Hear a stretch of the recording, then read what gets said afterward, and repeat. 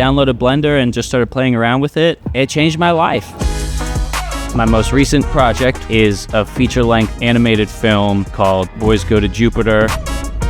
It's a great comedy cast. I can't even name them all. You know, there's 20 great actors in this. It's jam-packed, and everyone did a banging job. Was Blender always the perfect software for this? Yeah, for me it was. Blender has had an amazing journey over the last decade to become this massive community, and that community was like so helpful in making this movie.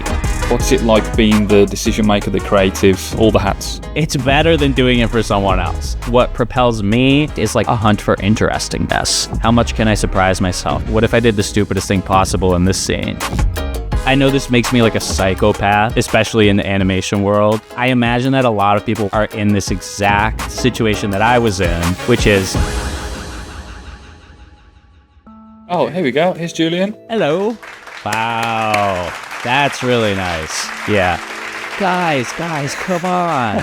We gotta talk about Blender. Come on, guys. Julian, welcome to the VFX Process. Thank you. Happy to be here. Awesome. Can you just introduce yourself, your name, and what you do? My name is Julian Glander. I'm a 3D artist based in Pittsburgh, Pennsylvania. I mostly work in Blender as an animator. My work kind of spans a couple different media. I do comics, illustration for magazines and newspapers, animation for TV, video games. My most recent project, which I think we'll probably talk about quite a bit today, is a feature-length animated film called Boys Go to Jupiter, which I have been working on for the last 4 years and which premiered quite recently at Tribeca Film Festival. How did it go down? It went really well. Yeah, it was a really fun premiere, crazy crowds, and we met some celebrities. I met Whoopi Goldberg. Yeah. So yeah, like background-wise, very briefly, like super quick kind of whistle-stop tour of how you got to be doing 3D. I went to school for creative writing. I ended up working at an ad agency. I worked with some illustrators. I decided I wanted to be an illustrator. I taught myself first 2D illustration in Adobe. And then about 10 years ago, I was just sort of playing around on the computer, and I downloaded Blender and just started playing around with it, and it changed my life. Yeah, I learned Blender on YouTube, basically. Sorry. There we go. There we go. Wow, they're really going for Blender. It's a Blender crowd. What version of Blender did you open up for the first time? It would have been 2013. It was back when it was light gray. So that's pre-2.8-ish? Probably in the 2.5s. Yeah, and I actually, as Blender gets better and better, it's quite an amazing program. I start to miss some of the things that sucked about it, just because I was used to them. Yeah, Blender has had an amazing journey over the last decade to become this massive community. And that community was like so helpful in making this movie. It's great. It makes me want to help more. Maybe I'll put out a tutorial or something, or like I was thinking about just putting out all the assets from my movie on Gumroad or something for free. Nice. Just in general, like this movie gives me David O'Reilly vibes at times. Like there's lots of different elements in here. We've got like Adventure Time, David Shrigley, maybe a bit of like the humor. We love the Shrig over here. Oh yeah. Brilliant. Yeah, I like David O'Reilly too. When I started doing 3D, a lot of people would say, "Oh, you're ripping off David O'Reilly," and that was how I heard of him. Oh, really? Yeah, he's a legend though. Yeah. The Adventure Time element, is that something that you enjoy watching? I love Adventure Time. I wouldn't say I was consciously thinking about it on the movie, but I think like what that show opened up for me was like a different approach to voice acting, because what they did so well on Adventure Time that we did a little bit of in this movie is taking people from the comedy world or people from the more kind of artsy side of the film world or writers or whatever, and bringing them in and having them do very kind of naturalistic, low-key voice acting in a world that you wouldn't necessarily expect that. You get in the booth, you get the headphones and the mic on, and there's the impulse to go like, "Wait a minute, guys, I think something's chasing me." You know, and ours is it's a lot more like, "Wait a minute, guys, I think something's chasing me." Almost like you've got a dictaphone and you're hearing bits of conversation here and there. That is exactly what we wrote down. Is like, that's something I kept saying to myself, is that I wanted a lot of the movie, the sound and the visuals, to feel almost documentary style. I guess it doesn't make sense to really get too specific because you've seen the movie, but no one else in the audience has seen it. But yeah, there are scenes where it's animation, but it kind of feels like, oh, this could be a handheld camera hanging out outside a gas station. Or, this could be just a camera on a tripod in a room of a documentary shoot of people at home. So yeah, everyone recorded separately. And then like probably the best moment of production was putting those pieces together, just putting, Grace's performance up against Jack's performance and being like, oh, thank God they sound like they're in the same room. Like, it's kind of a miracle. Have you ever worked this way before in a project where you're kind of piecing recordings and sessions together to make the scene? We did the same thing I directed an episode of the show Summer Camp Island for Cartoon Network / HBO Max a few years ago. And that was kind of my first time really working with voice actors who were professionals, where they would go into a studio and we really did it the right way. Prior to that, I had been working with my friends. So I learned from the Summer Camp Island people. It was my first time ever being in a recording studio working on this movie. I felt like I was in like Bohemian Rhapsody or something, because we're like in this like plush red velvety recording studio. I like had the button where it's like I press it and they can hear me. Like, so fun. Again. Yeah, exactly. And then I'm like I'm on a power trip where I'm like, and can you tell me how good of a director I am 3 times, please? And just do it 3 different ways. Amazing. Yeah, it's a great comedy cast. Joe Pera, Sarah Sherman, Janine Garofalo. I can't even name them all. There's 20 great actors in this. It's jam-packed, and everyone did a banging job. With Elsie Fisher, you can hear me laughing like it's bleeding into the take because I'm cracking up so much. This movie, how did it come about? How did you get the opportunity to go from those shows like HBO to doing your feature film? The way it specifically came about was I had made a short for Adult Swim called Tennis Ball on His Day Off. Cody DeMatteis, the producer on that short, had asked me to do a longer version of it. And as I started writing it, it turned into this feature-length script about a delivery driver. I wrote 150 pages. I cut it down to 90 pages. I said, before I send this to anyone, let me do a animation test of one scene. And then after I did that one scene, I said, let me just make the whole movie. That's how I got locked in on the last 2 years of my life, self-producing this movie in Blender.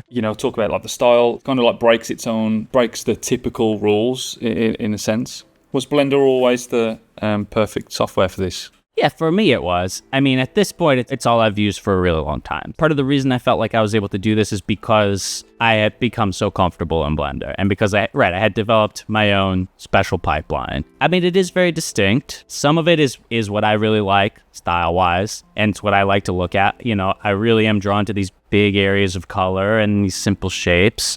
And then a lot of it is also practical. Because we're doing lighting and rigging and modeling and animation at the same time on just like a MacBook, it's cheaper, and it's probably the only thing that made this possible to get done in like a realistic amount of time. What was the actual like pipeline, and what was that like setting it up for a feature? I would say 95% of it was just me in terms of hand to keyboard clicking around. My friend Nate Dye, who is another animator who lives in Pittsburgh, did a decent chunk of the character animation. And the way that worked was once my rough was ready, I sent him off the necessary files. He just worked on them and sent them back to me. I think if the team had been any bigger than that, the project could have taken 3 or 4 times as long, just because then you got to figure out some way to manage the pipeline. You've got to have a manager or some technician who's just looking at that and keeping everything organized. It's just, it's not the way I'm used to working. Even like when I worked on Summer Camp Island, I did the animation for that whole episode myself. I like doing it that way. I would really rather be the person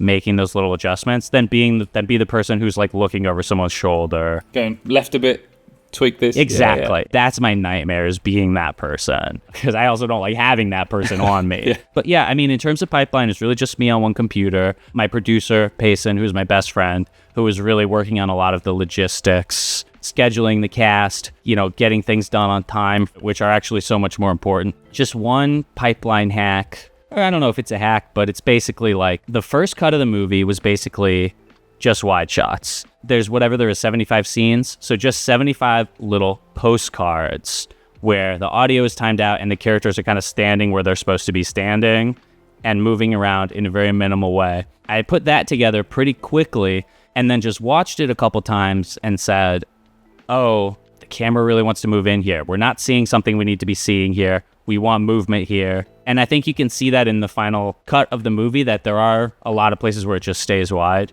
One of my favorite scenes takes place at this world's largest hot dog on the side of the road, where it's just a wide shot for about 2.5 minutes, and then it's kind of carried by Chris Fleming's performance. He just does this incredible comedy monologue.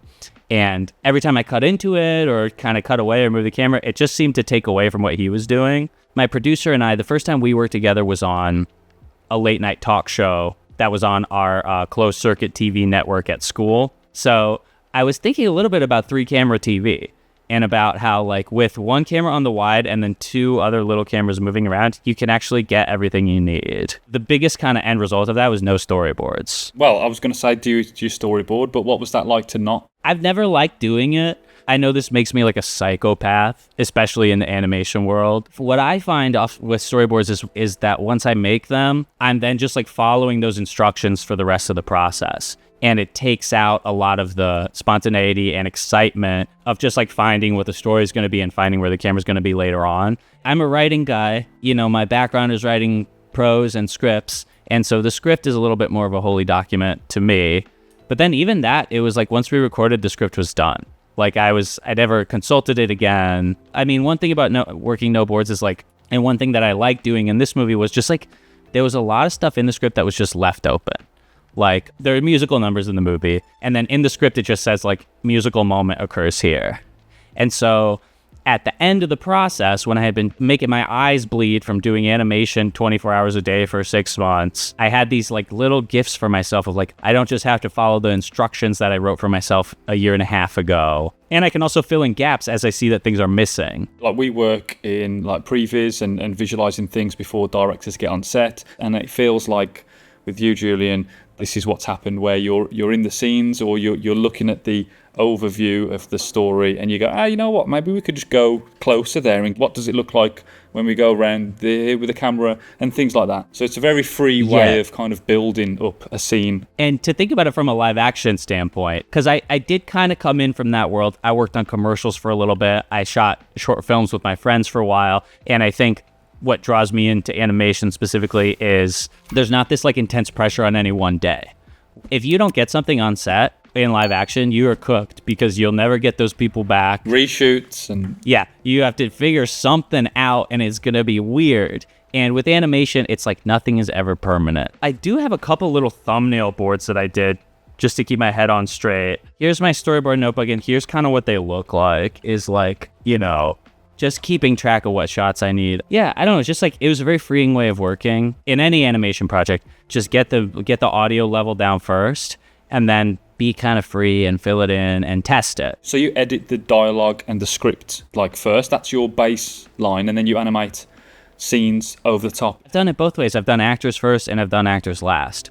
Like on Summer Camp Island, I did my scratch audio and then we got these actors to record on Zoom and then they just had to slip right in. What's good about that is you can get the story perfect and get the lines perfect and know exactly what your timing is and know exactly what to ask the actors for. And what you're missing there is any spontaneity. You know, we had like Mike Birbiglia in the booth doing a couple lines and it would be great for him to improv something just because he's so funny. So that's what we did a lot of on this movie. Like Sarah Sherman showed up and she had some stuff on the page, but she just did it her way. And a lot of her lines in the movie are just like off the top of her head in the moment, like psychotic character that she invented. I promise you won't regret it. I'm sure not. Was there any moments from like an audience where they didn't maybe react the way that you had kind of set up the gag for, and you thought, okay, you're changing things now on the audience's reaction? I'm trying really not to react too much to what's happened at Tribeca. I'm really not trying to react to like reviews. A lot of the tweaks that I'm making now are things that I was already kind of self-conscious about, things I maybe would have done if I had more time, and just like sitting there and experiencing it, I was like, now I know. And then like there's a lot of stuff, and this, you know, I'm sure this has happened to you too. You sit with a project, you've read the script 400 times, you've listened through it all the way 200 times. None of it is funny to you anymore. Another reason that I would recommend locking the audio is because your mind will start playing tricks on you. The audience was laughing at stuff that I like couldn't even fathom as a joke because it was so familiar to me. Where it's like, it threw me back. I was like, oh yeah, 3 years ago I thought that was funny. And now these people are hearing it for the first time. It makes complete sense, you know. Yeah, 3 years prior to that, you write the joke and then it lands and you find it funny. 3 years later, you're sick of it. Yeah, and then, I mean, beyond that, there are even some lines that aren't funny. Like Grace Kulenschmidt plays this character called Freckles, who's sort of an evil teenager, and every single word out of her mouth is just like, the delivery is just like so, I don't know, just so weird and has so much character to it that it's like just be asking a little question like, what's in the fridge? And it's like, you're laughing because it's such a charming way that she delivered it. Lesson there is, I think if you have good actors, you actually don't have to be a good writer. You could just let them do their thing. Amazing. It kind of feels like a video game at times, like the isometric, the design, the layout, like Paperboy or any kind of isometric video game. Is that something that you just enjoy in general, that kind of design for animation? It must be, because it shows up over and over for me. I mean, you know, I've worked on video games. I made a video game called Art School a few years ago. And so I do think, especially working in 3D and working in Blender, there is like a shared visual language there that just kind of makes sense to me.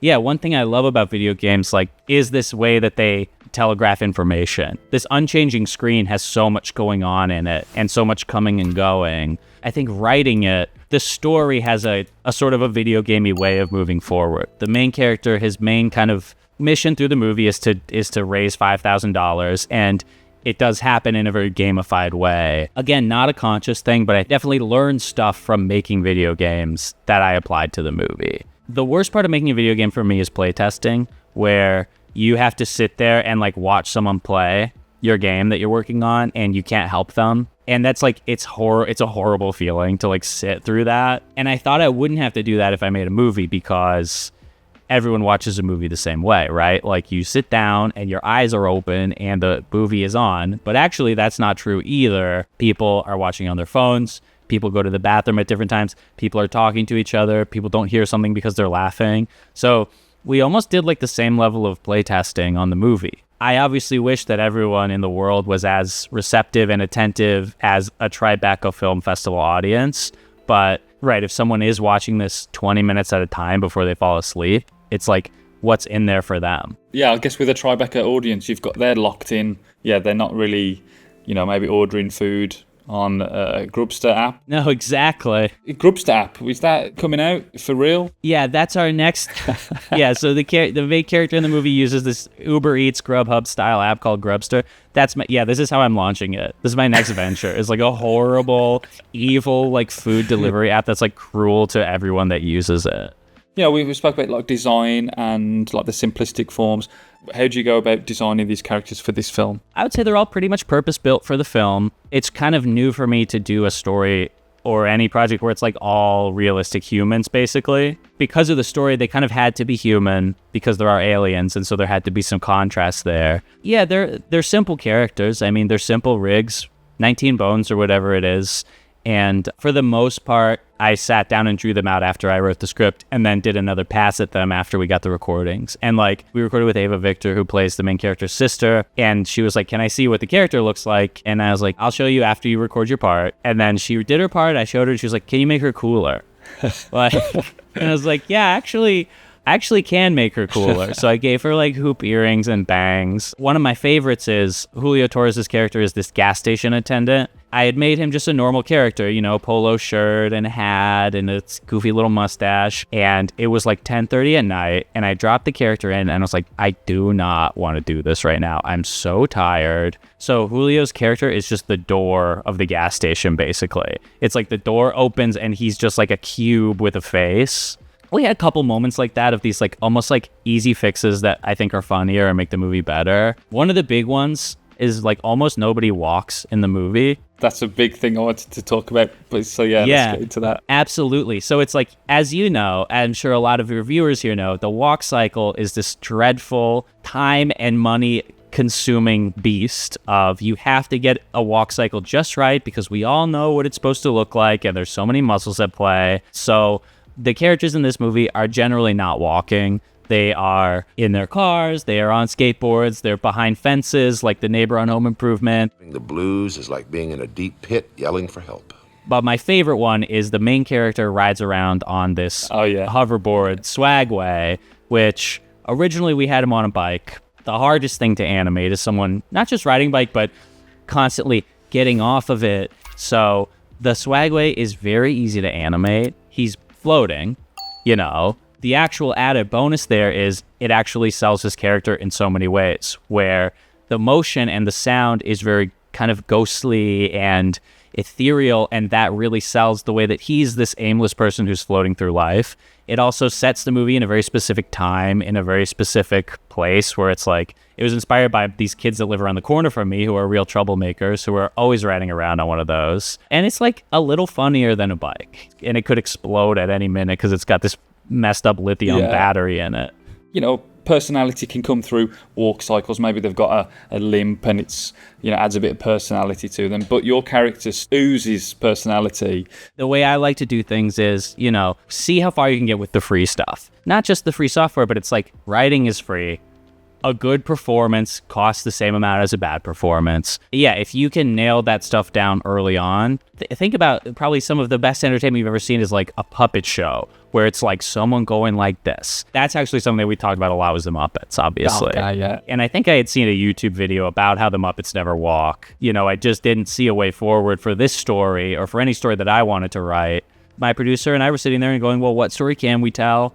You know, how can we do it, and how can we get people on board with it? Clearly, you know, it can be done, and it's done in a very unique way, but it just does the job so well. Hey, I want to see more people doing it. My best result out of this movie would be to inspire someone else to make a movie like it, because that's actually what I want to see. Don Hertzfeldt is somebody who does this, you know, very well. Dash Shaw, Johnny Peppers. You know, there's certainly people out there who are like making this work, and it's cool to see someone find a way to do something. For sure. That's not the usual way. Because I guess people like can put up barriers and go, I want to do an animation, but I'm not really good at animating, or you know what, I want to make a character, but my texturing is not great. It goes to show on this project that that's not the case. You can do that and still get an end result. I imagine that a lot of people watching this right now are in this exact situation that I was in, which is just within the world of Blender, you can always be learning new stuff.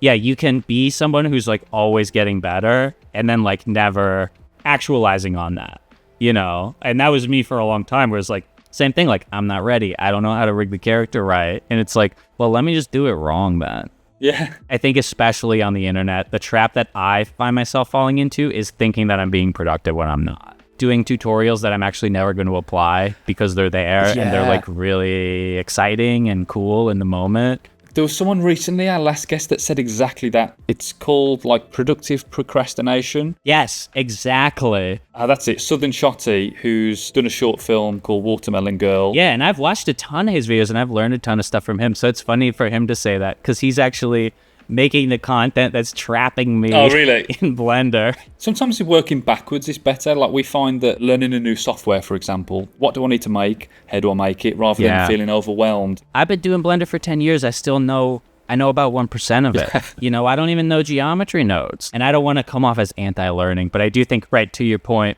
it's better to start with a central project that all the learning is going into. Yes, for sure.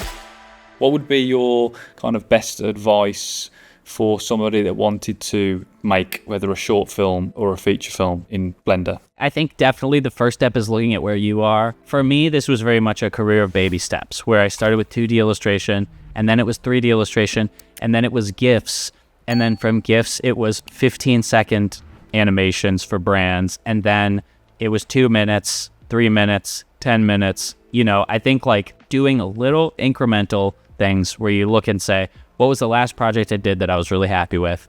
What can I do that's a little bigger? Previously, I tried to make a feature and I couldn't do it because I wasn't ready. You know, I was like, let me just jump right into it. And I had never made a 5-minute short before. So setting some realistic parameters for yourself and also finding a reason to do it, whether it's a deadline or as a gift for someone or whatever. You know, you're working on a project, you're the creative director, you're the decision maker, you create something and you have to critique it or move on. Like, what's it like being the decision maker, the creative, the animator, you know, all the hats? It's better than doing it for someone else. I mean, there's no question. It's like if you can find the discipline and find something, some little devil on your shoulder that keeps you moving forward, it's obviously more satisfying. I found for a year into the project, I had this like development person, this imaginary development person just in my head. Like, it needs to be more family friendly. It needs to be a more traditional ending. And it was like, I don't know how I got rid of that person, but I think it was just like, I found that I was happier when I was surprising myself. And, you know, without spoiling anything with the movie, I think the ending is very much not what a big studio would do for the ending. The way that I did it was almost like I was playing a game with myself where it's like, how much can I surprise myself? How much can I go in a direction that I wasn't even expecting from myself? How much can I sit there and go, what if I did the stupidest thing possible in this scene? And like, I think what propels me through a big project is like just like a hunt for interestingness. Early on, I just had flashcards. I had about 200 of them of just like different things that I wanted this movie to have. I really wanted to do a cemetery. I ended up rewriting it so it wasn't in the movie. I had to kill it. Sorry, I said that because you did a pun. The graveyard, I had to kill it. Ah! I didn't even realize. Yeah, good one. The best thing that's happened this year is that at the premiere at Tribeca, a good chunk of the cast was there.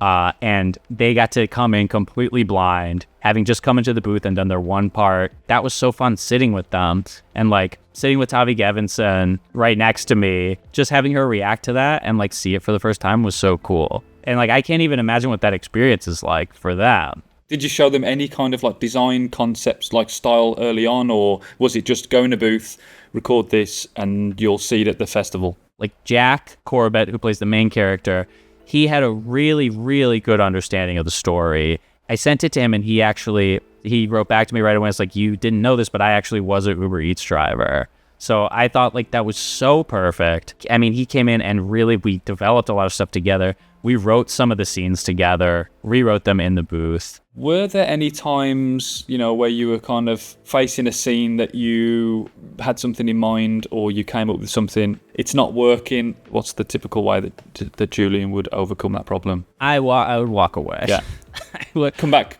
like tomorrow with fresh eyes. In the animation stage, I just had that checklist in the Notes app. And so every day I was able to wake up and do one of them.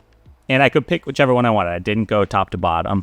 So what's good about that is you can start with the easy scene that you know exactly how to do.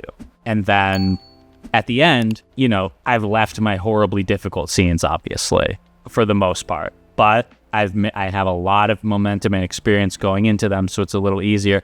And I've also had time to dread them and think about them. There's this whirlpool that opens up. Yeah, I wanted something really technically crazy there. I wanted a particle simulation. I could not get my computer to do it. It was burning hot.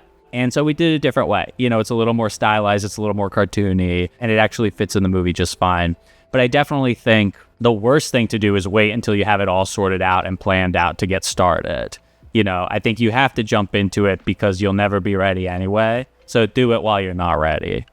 I mean, we like to touch on like things like work-life balance. You're an individual working on such a big project. You're married. You've got a life outside of this project. What is it like balance? Well, or have you? Or maybe you haven't. No, I kind of do actually. I think that was the only way that I could do it is to take weekends off. It's tough. I mean, because you can't stop thinking about something, but you can decide whether you're working on it that day or not. What I found was that if I set a limit for myself and stuck to that limit, that I could go for longer. So like in the screenwriting process, for instance, my hard limit was 4 pages a day. So I'd write 4 pages a day and I would usually get that done pretty quickly in probably 2 hours. And then I wasn't allowed to make the script go any longer than that. So if I started the day on page 81, it had to end on page 85. And so a result of that was by kind of setting a limit, every day when I started, I knew what I was going to do that day because I had a lot of time and space to think about it and also time to go out and live my life and have dinner and do whatever else. Sometimes that was harder. Like in the rough animation phase, I animated a scene a day. Sometimes that was 2 minutes of animation in a day. Sometimes it was very quick. Yeah, just knowing that I had done something. And also I had developed this really this is very childish, but I had a sticker system. So when I finished my thing for the day, I put a sticker on the calendar. I mean, I really needed this because for so many years, I was having days where I was really productive, but I didn't feel really productive because there was nothing to check off. I would have days where I would write 10 pages of comics, but I wouldn't feel productive because I hadn't set a goal for myself and there's always more to be done.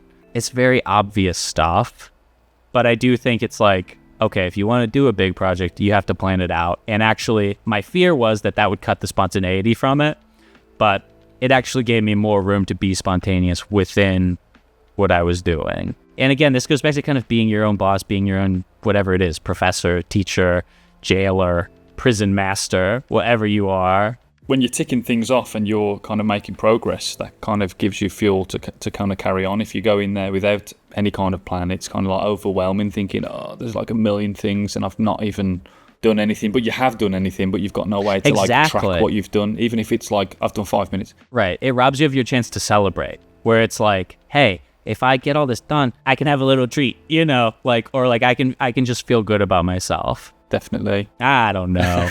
Well, looking back then, Julian, on this project, like the process, the experience, any kind of things that you would change? For me, the biggest kind of growth area on this project was learning how to work with people and how to bring more people in. And I wish I had brought people in earlier. I also wish that I had spent more time with my cast. You know, Julio Torres, like, he does a really amazing job. He plays 3 characters, and he did that in an hour. I also really like this cast. I really liked them as people, and like I had so much fun hanging out with them. And it's like I wish I had tricked them into hanging out with me more. Yeah, is there any final notes, Jim, that you maybe wanted to just mention in general on this project? Yeah, I want to shout out a couple other people that worked on it. Go for it. I wanted to shout out my producer, Payson, Nate, who did the animation, the whole cast. Richie Woods is this guy who did the sound design. And what he did that was so cool is he went around the coast of Oregon to get like the waves crashing, the footprints in the sand, bags crinkling. That was like such a cool layer to the movie. Like when I got that from him and dropped it in, I love that. All these sounds you can just get online and just put like the odd footstep, but there's something very special about like Foley artists, sound design, you know, to go out and record these bespoke, unique sounds that take it to the next level. Yeah, I mean, I don't know if it even makes a difference, but I think for me, it does. It makes it more real and special. And I also think it's like, it's a fun way to work. But yeah, the sound design, just loved it. Like Steve was saying to me when I was watching it, like, how you finding it? I was like, I'm actually really enjoying it. I'm so glad. I'm not just biased. So you heard about it through Yonk, huh? Yonk, yeah, they were on that episode coming out this Friday, Steve. Yonk. Oh, it's gone out an hour ago. It's been live for an hour. I'm gonna get off this call and just watch that. Yeah, they're so cool. Movie-wise, when's this coming out? Where can people see it? When can they see it? Yeah, hopefully soon. I mean, we're still trying to work out what the plan is to distribute it after the festival. It's gonna do a few more festivals for the rest of the year. I don't know which of those I can announce, but if anyone wants to follow Glander Co on Instagram, I will make sure to let you know when you can see it. I post about it a lot. Julian, I mean, the crowd, they've had a great time. I know, thank you. Thank you. No, you guys. Yeah, I know. They're really enthusiastic, this crowd. That's so good. But no, Julian, I just want to say thanks for your time going through that. It's really appreciated. Thank you. It's so nice to be here chatting with you. It's been a real treat. Take it easy. Cheers, Julian. All right.